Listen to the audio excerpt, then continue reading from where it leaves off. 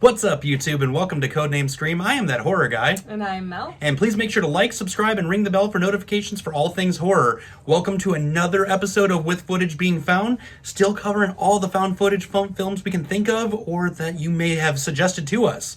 What are we doing today? We're doing VHS. It was released at Sundance January 22nd of 2012, and then widely released October 5th of 2012.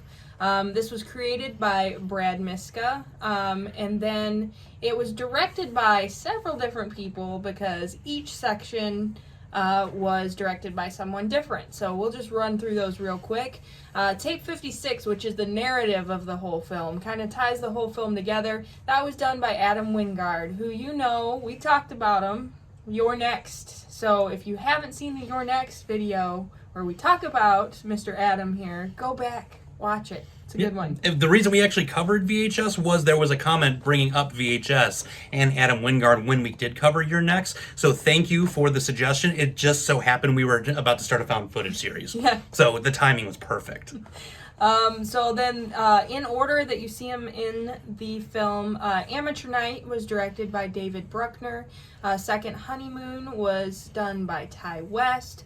Tuesday the 17th by Glenn McQuaid. The Thing That Happened to Emily When She Was Younger by Joe Swanberg. And then 10/31/98 was done by actually a collective known as Radio Silence.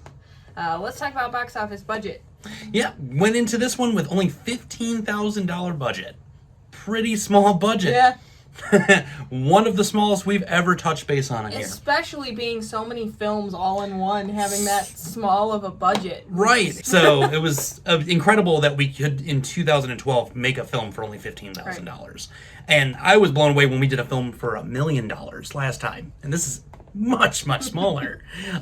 When it did get released theatrically, we had a $1.9 million worldwide box office pull, 100,000 coming from the U.S. Which is, I mean, low but high for the budget, so it's success. Right. So, what did the critics and the audience think about this? Well, critics score 57%, which is still not bad for critics. I consider anything above 50% okay. Yeah. Audience, only 41%. Not so good there. I wish they had like a Rotten Tomatoes for each individual movie within this movie. Yeah, like everyone's got a favorite in this.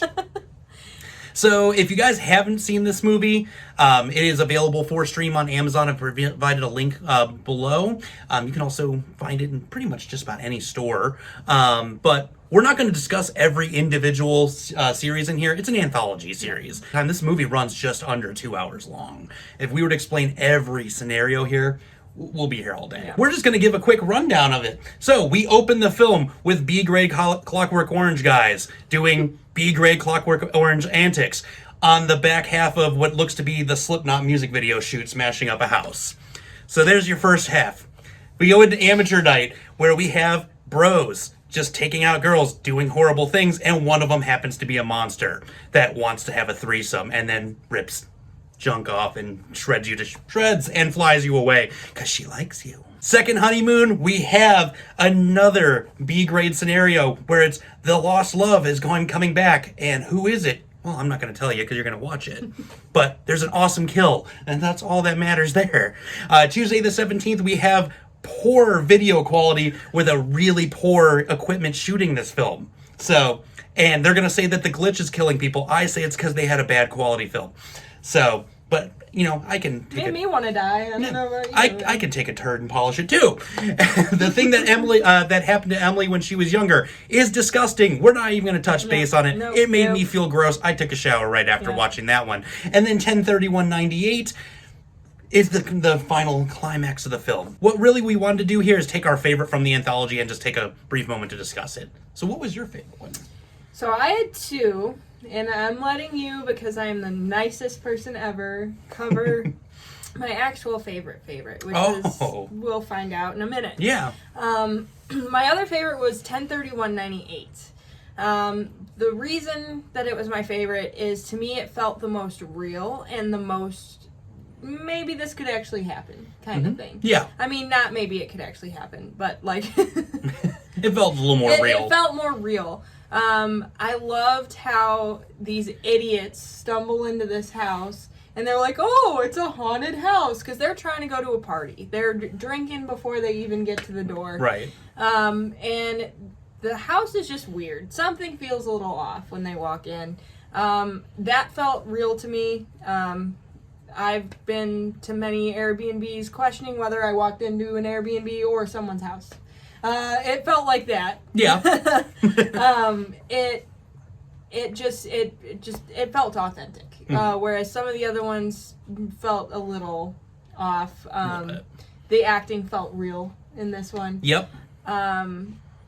The thing that was weird was it's supposed to take place in 98. There's a lot of things that you'll see within this that were definitely after 98.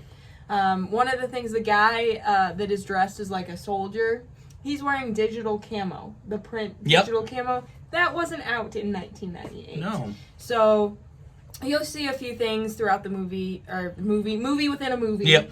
That's like that. But to me, I loved it. I loved how they walked in on some sort of weird ritual. I always love movies like that. Anything with a weird ritual, I'm all for it. And the ending to that was pretty crazy. How it stopped right on the train tracks and then just smashed. So yeah, I loved it. That was one of two of my favorites. The ones I like, the first and the last one. There, I gave it away, but he'll tell you what the first one is in a second. But I'm kind of glad that those were my two favorites, because the middle was just kind of meh to me. Yeah. So I liked that it started off with my favorite and ended with my favorite. And you know, that one made me feel icky right before this one, so it was a good palate cleanser to have something kind of goofy, because it did feel a little goofy. Yeah.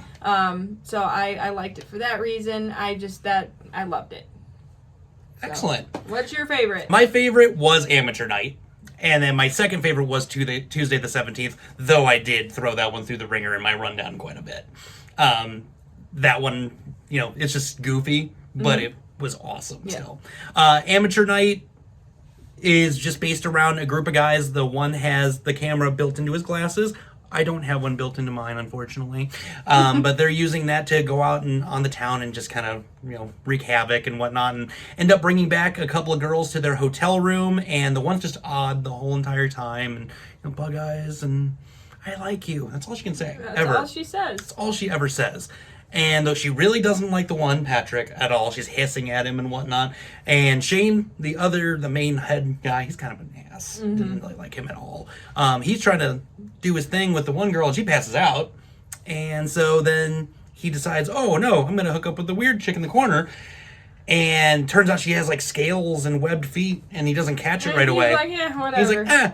But the guy with the glasses is getting pulled into this, what looks to be a threesome, and he gets uncomfortable and runs away. And the one she doesn't like thinks he's getting involved and comes in with his hand bitten.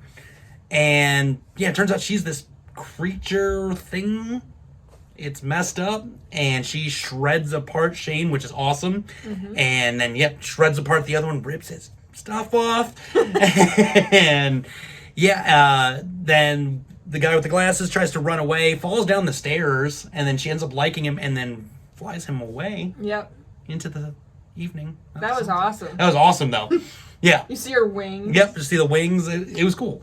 You know what was weird, though, is she's supposed to be a siren. Sirens, as far as I know, don't have wings. Nope. Yeah, I liked that one, too. Yeah. A lot. That one was a lot of fun. So. I liked it because I love those, like, movies with, like a little feminist tinge to it, you know, similar to I Spit on Your Grave and or Halloween like, 2018, yep, which was drenched in where feminist it's just allegory. like these guys are jerks, and then for once the chick gets the win of it, and she just messed them up so bad. It was so awesome. And again, that $15,000 budget, that's a lot of blood for a $15,000 budget. Yep, it was a ton of blood. They had that Spirit Halloween discount. I had to have. So what are some fun facts? Do you have any? I only found a few. There weren't too many. But this is one that I thought was really cool. So the house that you see in the tape 56, which is the narrative you see throughout the film, the house that they break into to find these VHS tapes is the same house from a web series called Marble Hornets. Yep. It was really what brought Slender Man into the mainstream. Same house. So if you've seen that, you might have recognized that. The main complaints that I found in reviews, like across the board on multiple sites, was that it felt too long. I agree with that. I completely agree with that. I think that if this was done in a different order, if the films were put in a different order, I felt like it might have not been that way. But I honestly think they put the best ones first and last. And I was finding that in reviews that I was reading that people like the first and the last, so the middle just kind of seemed to drag on a little bit. And I felt that too. Oh, yeah. I really did look forward to seeing the narrative throughout, though. So, like, when I could see one of these coming to a close and I knew the narrative would come back in, I'd get excited. Oh, yeah. Especially when, I forget which one it was after, but you see the dude in the chair is, like, gone all of a sudden. And I was like, oh, no! Yeah. Yeah, that was cool. And then... this is not really a fun fact. It's more of an informative thing. There's 2 more of these movies. There's VHS 2, which came out a year later in 2013, and then VHS Viral, which came out in 2014. And there actually is a spin-off in 2016 called Siren, which has had Hannah Fearnan reprising her role as the Siren. Has nothing to do with Amateur Night in the found footage sense. It's actually an actual feature film based off of her as a character. I have to watch that. I didn't know that till now, so there's a fun fact on there. Yep. But, yep, so for your rundown of this, you have a B-grade Creepshow anthology with a B-grade Clockwork Orange crew watching some really poorly shot film. But it's still awesome. What did you guys think about it? This was a suggestion, so jump in here on the comments, talk to us on Facebook, Twitter, Instagram, email us. Let's talk about it some more. Yeah. We're going to come into next week with brand new horror. A Quiet Place 2 is coming out May 28th, so we will have our review coming out at the beginning of next week, so make sure to check that out. And with that being said, scare you later, YouTube.